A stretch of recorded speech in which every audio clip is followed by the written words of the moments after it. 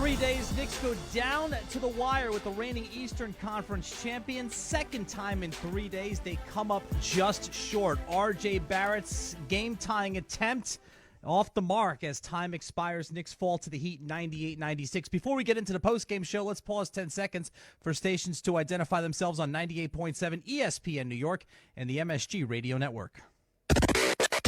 Your city, your teams, your station. This is 98.7 ESPN, WEPN FM, New York. Pat O'Keefe back with you. So the Knicks fall back to 11-15 on the season. Miami takes both ends of this home-and-home series this week. 98-96, the final score. Lots to talk about with Ed Cohen and Brendan Brown. And Ed, in so many ways, very similar to how it went down on Sunday afternoon at the Garden. Knicks offense here looked really good for three quarters, and then Miami clamps down in the fourth. 14 points for the Knicks in that final period, and evidenced by the last shot attempt by Barrett. They just couldn't come up with the big one when they needed it. No, Pat, no question. I mean, Knicks lose just the second game this season in which they've taken a lead into the fourth quarter, and you look at the fourth, and you mentioned it, 14 points for the Knicks. It's pretty rare that 22 points in a close game is going to win you a game in the fourth, but it does for Miami here tonight.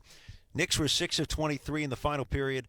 That hurt. You know, this was a physical game. Miami, the free throws really hurt the Knicks, simply put. Miami made 32, and the Knicks made 12. 20-point difference speaks volumes. And guys like Butler and Adebayo, it's one thing to get the benefit of a call, but to get to the line and hit consistently the way they did.